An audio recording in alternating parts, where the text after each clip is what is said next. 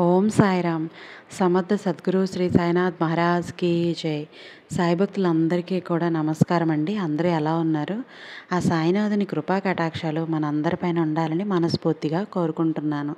ఇక ఈరోజు వీడియోలో బాబా గారు ఏం చెప్పబోతున్నారు అంటే గనక, నన్ను తలుచుకుంటూ ఇక్కడ ఉన్నటువంటి ఒక కలశాన్ని తాకు బిడ్డ, 1, 2 ఈ రెండింట్లో నీకు నచ్చిన ఒక కలశాన్ని అయితే తాకు తల్లి. అందులో ఉన్న సందేశాన్ని తప్పకుండా నేను చెప్పినట్టు ఈ మాటల్లో ఈ సందేశం ద్వారా విను తల్లి. బాబా గారు ఇలాంటి సందేశాన్ని అందించాలి అనుకుంటున్నారు అనేది మనం ఆయన మాటల ద్వారానే తెలుసుకుందాం. అసలు ఎందుకు ఈ సందేశాన్నే మనకి చెప్పబోతున్నారు? ప్రతి ఒక్కరూ కూడాను ఖచ్చితంగా వినండి చివరి వరకు వీడియోని.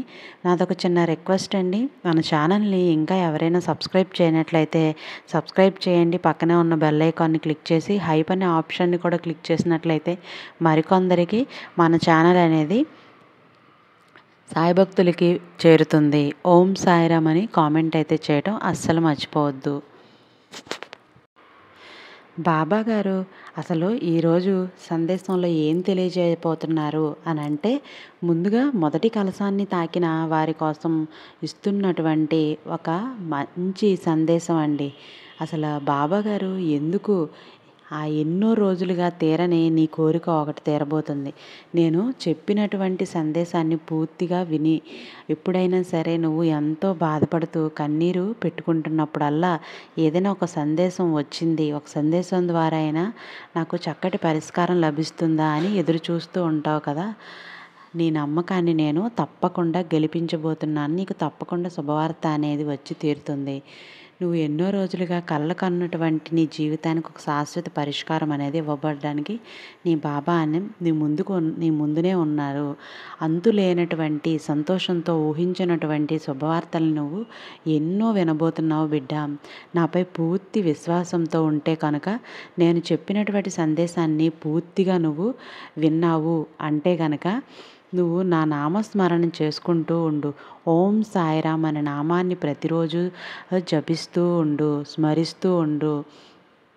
తండ్రి చెప్పేది తప్పకుండా విను. ఎంతో ప్రశాంతంగా అలాగే ఆనందమయం కూడా అవుతుంది. అయితే ఈ శుభవార్త చెప్పినటువంటి మాటలు తప్పకుండా విని పాటిస్తావని కూడా నేను అనుకుంటున్నాను.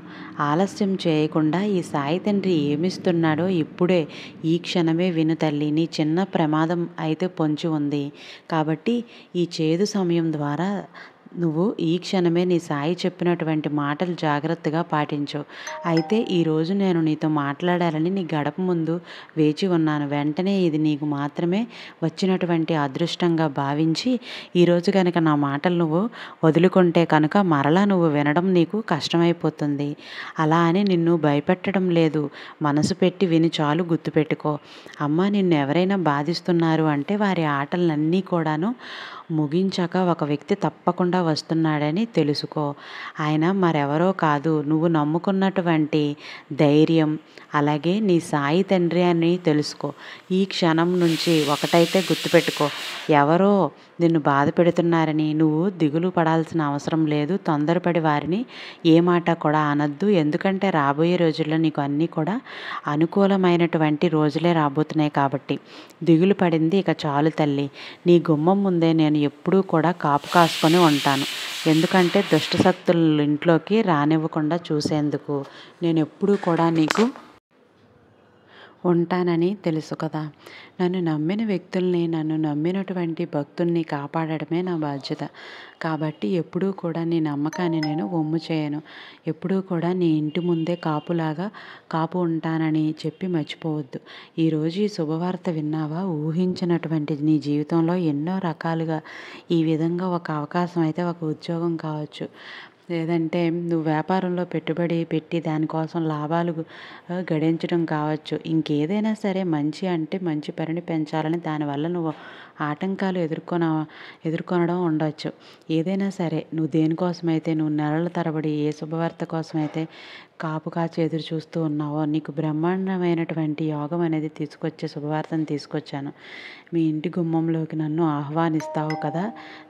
నువ్వు స్వయంగా వస్తే నేను కాదంటానా బాబా అని అనొచ్చు. నేను నీ సాయి తండ్రి రూపంలో రానమ్మా, ఏ రూపంలోనైనా సరే వస్తాను.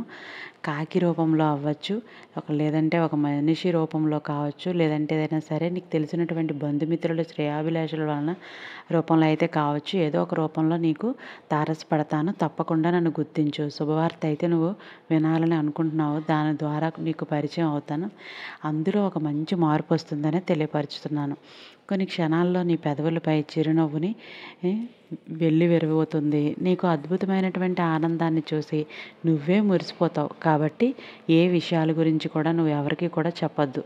నీకు సంబంధించినటువంటి విషయాలు ఉంటాయి కాబట్టి వాటిని ఎవరితో కూడా పంచుకోవద్దు. నీకు నువ్వే చెప్పుకో. లాభదాయకంగా ఉండేటటువంటి విషయాల గురించి ఎవరికీ కూడా చెప్పొద్దని చెప్తున్నాను కదా!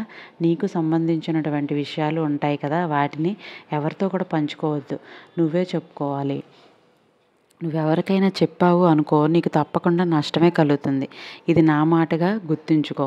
ఎప్పుడైనా సరే నీకు ఉన్నటువంటి కష్టాలను, బాధలను అన్నింటినీ కూడా నేను తప్పకుండా నీకు తొలగించే తీరుతాను. నీ బాధలను, కష్టాలను అన్నింటినీ తొలగించడానికి బాబా స్వయంగా ఏదో ఒక రూపంలో మీ ఇంటి ముందు కాపు కాసుకొని మరి నిన్ను రక్షించడానికి వస్తున్నారు. ఈ విషయాన్ని ఎట్టి పరిస్థితుల్లోనూ మర్చిపోవద్దు. నీకు ఉద్యోగంలో కావచ్చు, నువ్వు చేస్తున్నటువంటి పనిలో కావచ్చు, అత్యధిక లాభం నీకు తప్పకుండా వచ్చే తీరుతుంది. చిన్న ప్రమాదం పొంచి ఉంది అని అంటున్నాను కదా! నువ్వు భయపడవద్దు. నువ్వెవరినైతే గుడ్డిగా నమ్ముతున్నావో వారు నేను దెబ్బ కొట్టి తీరుతారు. కాబట్టి అలాంటి వారికి నువ్వు దూరంగా ఉండాలి. అలాంటి వారి నుంచి కొంచెం జాగ్రత్త వహిస్తావని చెప్తున్నాను.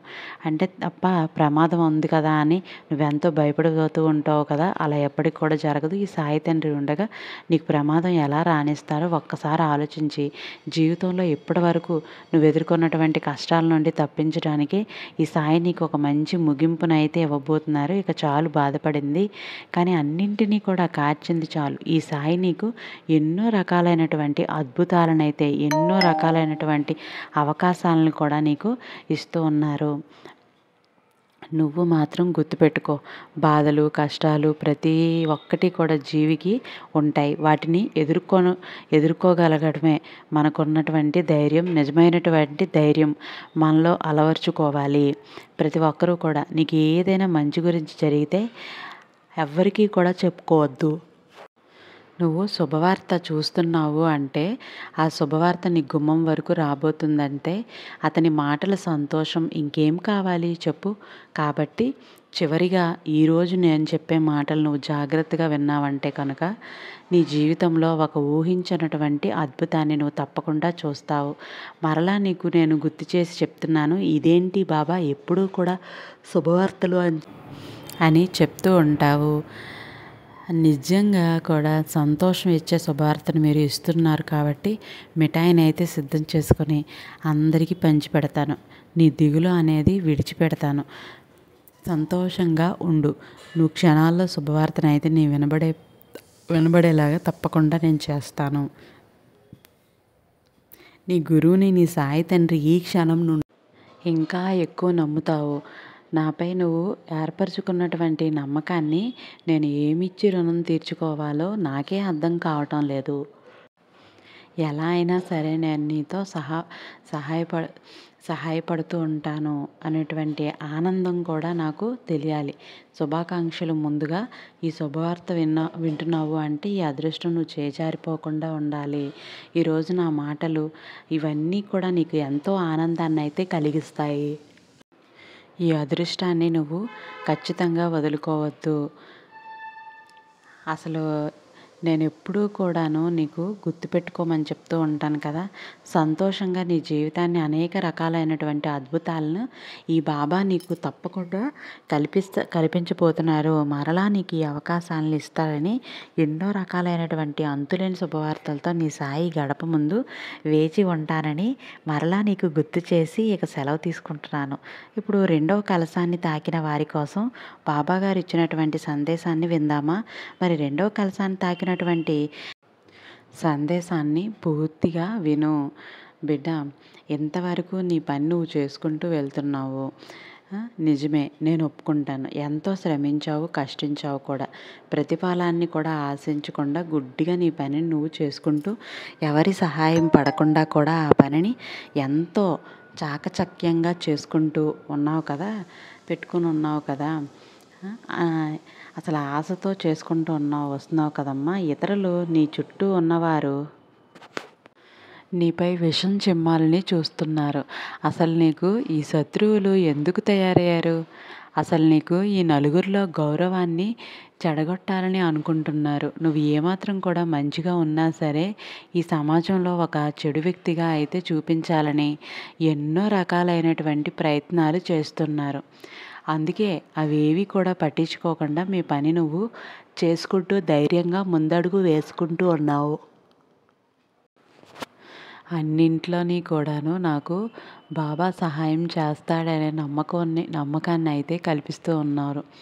ఎప్పుడూ కూడా నువ్వు నమ్మకాన్ని పెంచుకొని ధైర్యంగా నీకు నువ్వే ధైర్యం చెప్పుకుంటూ ఉన్నావు. నాపై ఉన్న నమ్మకానికి ధన్యవాదాలు చెప్పుకుంటూ ఉన్నాను. నీకోసం నేను నీకు ఉన్నటువంటి చిన్నపాటి సమస్యలు కూడా నేను దూరం చేయబోతున్నాను. నువ్వు ఎదురు చూస్తున్నటువంటి నువ్వు ఎదురు చూస్తున్న ఈ శుభవార్త పెద్దదైనా సరే తప్పకుండా నువ్వు ఆనందించే విధంగా ఒక మంచి శుభవార్తనైతే నీకంటూ ముందుకు తీసుకొని రాబోతున్నాను. ఇక నుంచి మంచిగా ఆలోచించావు. అయితే నిజాయితీగా నీ ధర్మాన్ని నువ్వు గుర్తుపెట్టుకొని నీ పోరాటాన్ని నువ్వు చేసుకుంటూ వెళ్ళు. నువ్వు సాగిస్తూ ఉండు. నువ్వు ఎంతగా సంపాదించాలని ఉన్నా కూడా నీ ఆరోగ్యాన్ని సైతం కోల్పోతున్నావని ముందు నీ ఆరోగ్యాన్ని కూడా నువ్వు చూసుకో. మనిషికి ఆరోగ్యం ఉంటేనే ఏదైనా సరే. కాబట్టి నువ్వు సంపాదనలో పడి నీ ఆరోగ్యాన్ని పాడు చేసుకోవద్దు. ప్రశాంతంగా ఉండేందుకు ప్రయత్నించు. ఇంతవరకు ఎన్నో కష్టాలు అనుభవించావు కదా! ఇక నుంచి నీకు ఎలాంటి కష్టం రాకుండా చూసుకునే బాధ్యత నాదని నీకు మరీ మాటిస్తున్నాను. ఎందుకంటే కష్టాలు అనేవి వస్తూ ఉంటాయి, పోతూ ఉంటాయి. వాటి అంతటికి అవి కూడా ఎదుర్కొనే ధైర్యాన్ని నీకు ఇస్తున్నాను. అలాగే అన్ని విధాలు కూడా నీకు ధైర్యంగా అందిస్తూ ఉంటాను. నీకు తగిన ప్రయత్నం, కృషి, పట్టుదల, ఓర్పు, నమ్మకం ఇవన్నీ కూడా నీకు నిండుగా ఉన్నాయి కాబట్టి గెలుపు కూడా నీదే అవుతుంది. నువ్వు చేస్తున్నటువంటి ప్రయత్నంలో మంచి అనుభవం నీకు తప్పకుండా కలుగుతుంది. చేదు అనుభవాలన్నింటినీ కూడాను అనుభవించావు కాబట్టి ఇక నుంచి అన్నీ మంచి శుభవార్తలే నీకు అందుతాయి. నువ్వు తప్పకుండా వినబోతున్నావు. ఇక నుంచి 1000 రెట్ల సంతోషంతో కూడినటువంటి శుభవార్తలతో నీ బాబా ఎప్పుడూ కూడా నీకు తారసపడుతూ ఉంటూ ఉంటారు. ఈ అవకాశాన్ని నువ్వు వినియోగించుకోబోతున్నావు. నీ గెలుపుకి నీకు తప్పకుండా కృషి అనేది తప్పకుండా కష్టం నువ్వు ఇప్పటివరకు పడిన కష్టాలన్నీ తొలగి ఎంతోమంది నిన్ను ఓడించాలని చూసిన వాళ్ళ నుండి ప్రతి ఒక్కరి నుంచి కూడా నిన్ను ఓడించాలి అని అనుకున్న వారందరి నుంచి కూడా నువ్వు ఖచ్చితంగా గెలిచి తీరుతావు. నీది చాలా మంచి మనసు. నీది ఎవరు ఏదన్నా కూడాను నువ్వు అసలు పట్టించుకోవద్దు. అందరి మంచిని కోరుకునేటటువంటి మనస్తత్వం అనేది నీకు ఉంది. అందరూ సంతోషంగా ఉండాలని కోరుకుంటావు. బాధ లేకుండా ఉండాలని కోరుకుంటావు. ఏదైనా సరే నీ బంధువర్గం కావచ్చు, నీ స్నేహితులు కావచ్చు, నీ శ్రేయాభిలాషులు కావచ్చు, ఇలా ఎవరైనా సరే నీ వెనక ఇలా మాట్లాడుకోవచ్చు. ఇలా ఎవరైనా సరే నీ వెనకాల నీపై కుట్రలు పొందేలా చేయొచ్చు. తిప్పికొట్టే ప్రయత్నం అయితే నేను చేస్తాను కదా! ఎవరు నీ దగ్గరికి వచ్చారో కూడా నువ్వు తెలుసుకోవాలి. అలాగే వారు చేస్తున్నటువంటి పన్నాగాలు కానీ నిన్ను ఎలా అయితే ఓడించాలని ప్రయత్నం చేస్తున్నారో వాళ్ళందరికీ కూడాను వాళ్ళకి బుద్ధి చెప్పేలాగా నేను ఒక పరిష్కారాన్ని వెతికాను. ఒక పరిష్కారం ఉంది. నువ్వు భయపడకుండా ముందుకు వెళ్తూ ఉండు. నువ్వు జాగ్రత్తగా ఉండాలి.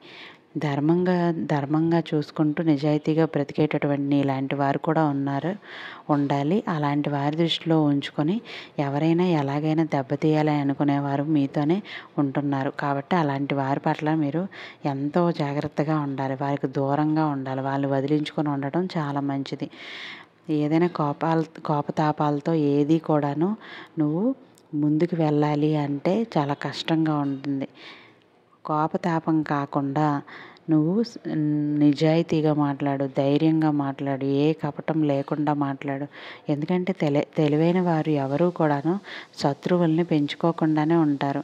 అందరితో కూడా చాలా మంచిగా ఉంటారు.